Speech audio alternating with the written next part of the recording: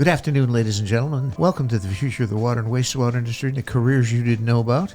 I'm your host, Dave Kosminski, and we are in the Connecticut Valley Studios, with our Director of Public Works for the town of Portland, Mr. Jason Morrocco. Hi, Jason. How you doing, buddy? Good, Dave. How are you? Oh, fantastic. Good. Hey, thanks for coming down. So, I know, how long you been Public Works Director now?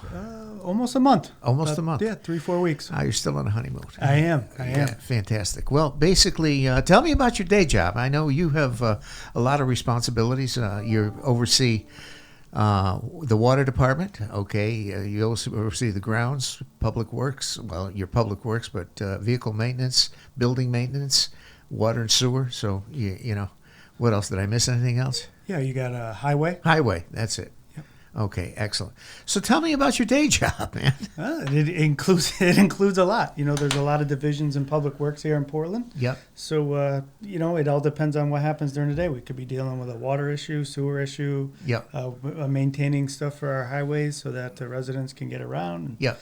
We maintain all our public-owned businesses and maintain the outside grounds with our grounds crew. So Okay. It's there's a lot going on a day-to-day basis. Yeah, keeping all the balls in the air. Yes. And to go from there. Sometimes it can be easier. And, you know, the sad part about it is when you come in on Monday morning, you think you have your day planned, and it all goes to hell. Yeah, there's no planning in this position. Yeah, as far as that goes. So our focus basically is the future of the water and wastewater industry. So tell me more about your the water responsibilities of water and sewer. So water, Portland has one current well that we currently maintain along with a connection with MDC. Yep. And the town of Portland has drilled a new well off on the new well on I think that's the recreation park. the recreation 17. park on 17. Yep. We're gonna start doing our 7-day pump down this week, actually, in right now, maybe in the next hour or so. Okay. For our 7-day pump down test. Okay. That we need the results to give to DPH. Okay.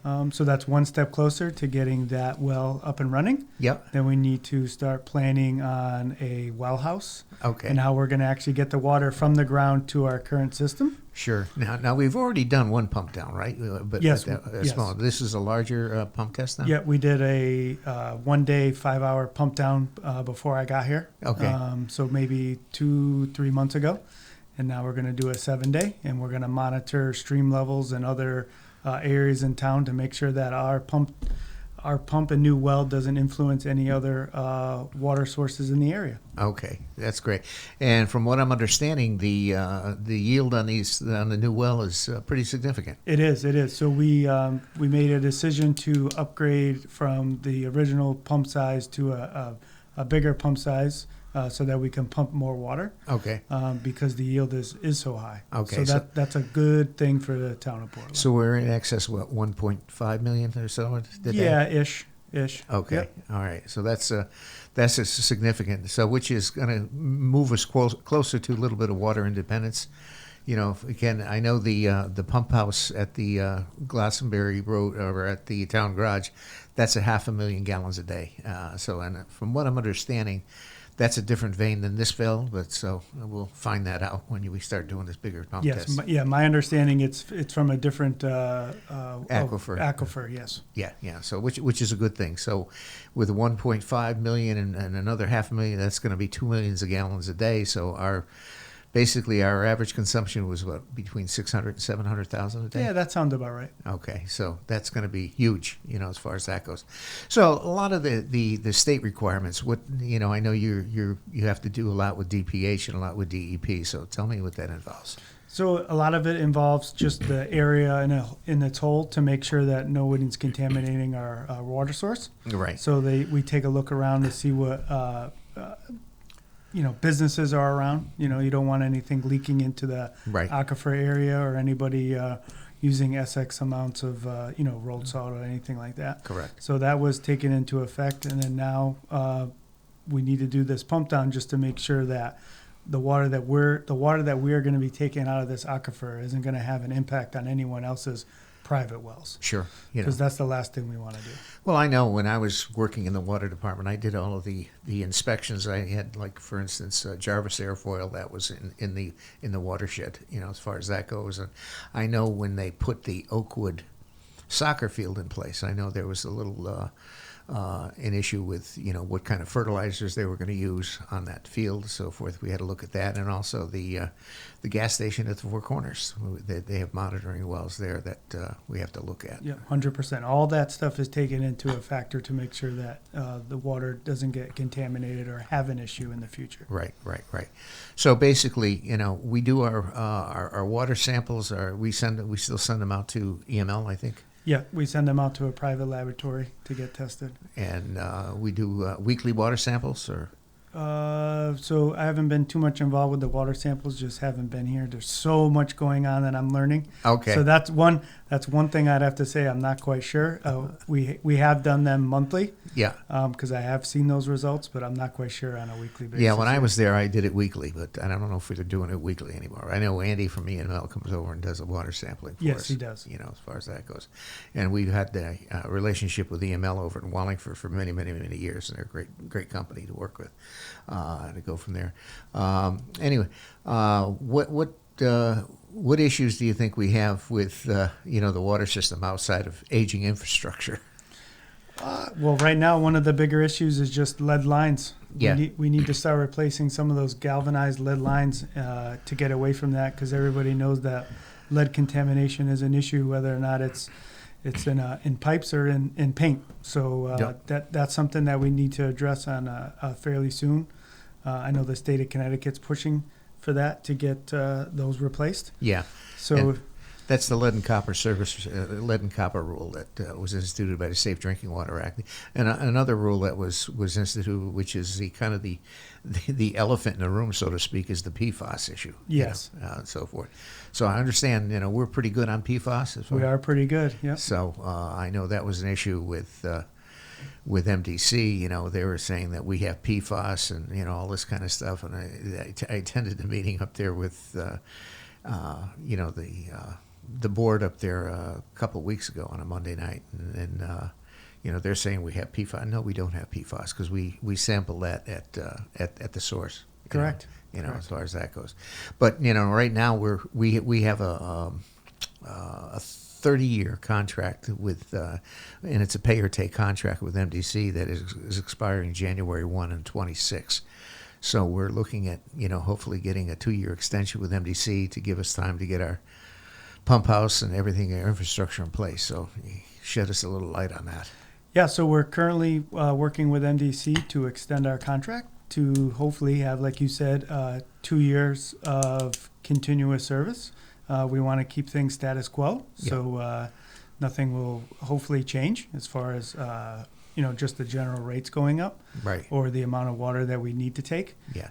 And then once we get our well house new pump up, then we want to still keep that connection with MDC just in case for emergencies. So we're working all that out with them right now. Yeah. To see where that ends up. Because we have 158 million gallon, or 150? 150. I thought it was 154, maybe. I think. Could I be. don't know. It's in the 150 range. Yeah, and so forth. And basically the way that contract works is that we have to pay for that water whether we use it or not.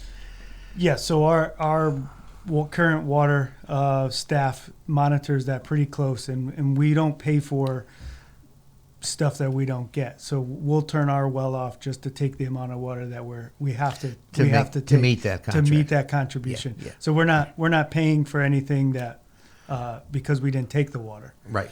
Well, that's important. Why run our own infrastructure if we have to pay for it anyway? Correct. From that end? Yeah, for sure. So that's the thing. Yeah, I think everybody, as far as throughout the state, water departments are dealing with that aging infrastructure. You get into a situation we have water mains in Portland are 100 years old coming down Main Street, and you got the old what they call pit cast water mains that are coming across by the fairgrounds there that are basically lead joints. And those lead joints seep out, and you have to put clamps on them, and they leak, and all that kind of good stuff. So, most of all of the new piping now, I think we're pretty much using ductile now, right? Yes, most of it. Yeah. Yep. Now we're not. Are you guys using any PVC at all? No, not for water. Okay. And I know for years we used that transite pipe, which is the asbestos cement pipe. So we're trying to get away from doing, eliminating that. And, I know we're working on some projects down in the, I think Proud Acres there, or Middlesex Avenue area. We're going to be doing some. Yes, we want to get rid of all that, all that pipe that was good long time ago that now we know causes issues. That's not good anymore. Well, back in the day, that was the best thing since sliced bread. That was going to be the new revolution, and it's much lighter, much stronger, yada yada yada. But little do we know that, the good thing as far as the asbestos cement, it's lined, so unless the lining gets penetrated and so forth, but you've got issues with the asbestos itself, but which is not good, So tell me about where you came from. How did you find Portland? I was looking around on the the old interwebs, and I came across a job posting for the director in Portland. I came from the city of Bristol. I was in their public works at various positions for 18 years. Okay. But there was nowhere else for me to go there, so I applied here, and Pelton gave me a call. We talked on the phone one day for about a half hour. Yeah. Hung up the phone, and I said, you know what, this seems like a pretty interesting place. I hope him and I could meet, someday. And he called me back, and we met, and it was just okay. Let's do this. Yeah. And he, Mike was really good. He let me come here a few times to, see the landscape, see what was going on with projects and whatnot. So I was pretty familiar with what I was getting into before I came. Because you have a background in construction, correct? For construction inspection for the city of Bristol. Okay. Yep. Now, it was. Did you know Ray Jurema over in Bristol? No. Okay, Ray was. In fact, he used to work for the state of Connecticut and so forth, and then became water and sewer director for Bristol. Bristol has two water systems, correct? They have, because they also have an interconnection. So Bristol has wells and reservoirs, and then we have an interconnection with New Britain. New Britain, correct. Okay. Yep, and we share that. Yeah. So now, how does that interconnection with New Britain? Because that New Britain also has an interconnection with MTC, correct? I don't know the answer to that. Yeah, I think they do. Yeah, and so forth. So now, how did Bristol work the interconnection with that? Was there just a mutual understanding, or? I honestly, I don't know. That was above and beyond me when I was there. Oh, okay. I just knew it existed. Okay, yeah, because a lot of times, you get into a situation where, okay, we're going to wield, and that all has to be approved by the state health department. We're moving water out of basins, and Yes. that becomes a political issue a lot of times. But who's to say there's politics? Yeah, the sewer and water department in Bristol were separate from public works, so there wasn't a lot intercommingling with as far as public works and the water and sewer department. Yeah. Ray was. I worked with Ray for many years. As his capacity for the state health department, and he also worked for DEP, but he was also, on the regulatory side. So he's well versed in the regulations, and that so forth. But you get to a situation where regulations, and I'm sure as every year goes by, the regulations are always getting a little bit more stringent. You get more contaminations that you have to monitor for water and so forth, and uranium, and you have the radionuclides and all that kind of good stuff. So that's always an issue, that we're dealing with. Anyway, so what do you like to do for hobbies? Hobbies, I do a lot of camping with my family. Oh, okay. We have a camper up in Bantam at a campground. Okay. For the last 3 years, we've had it there seasonal. Oh, good. So we do a lot of camping all summer long. That pretty much takes up most of my time, and chasing my two kids around. Oh, you have two kids, a boy or girl, or both? Yeah, I got my son's 13 and my daughter's 10. Oh, you got one of each. Yep. Excellent. So that's great. And, as far as now, does your wife work at all? Or? She does. Yep. Yeah. My wife's the town clerk in Canton. Oh, okay. Yep. Yeah. My wife used to be teach exercise classes up in for the Park and Rec Department in Canton years and years ago. Yep. So we're very versed in municipal government. There you go. Well, and as far as that, you get to a situation where municipal government is, what now? Canton is that what form of government? Is that a town council or is that selectmen? Or Selectmen. Is that select? Yep. How many selectmen are up there? I don't. 3, maybe 2. Yeah. I don't know. Yeah, I've only met the first select. They have a first selectman, and then they have a town manager. Yeah. Well, years ago, we were a 3-man board. In fact, back in the 80s, my father was second selectman for years and so forth. And then they went to a 7-man board. So I don't know whether that's, for better or for worse. But, you got 7 opinions versus 3. So it was justified somewhere. Something, it's above our pay grade as far as that goes. So fantastic. All right, Jason. Hey, thank you so much for coming in. I appreciate it. No problem. No problem. We're going to, ladies and gentlemen, that concludes this episode of The Future of the Water to Wastewater Industry and the Careers You Didn't Know About. Mr. Jason Morrocco from the town of Portland, Public Works Director, is in the house and give us a little insight of what's happening in the great state of Portland. All right, Jason, thanks so much. No problem. Anytime. I appreciate it, buddy. And that is all.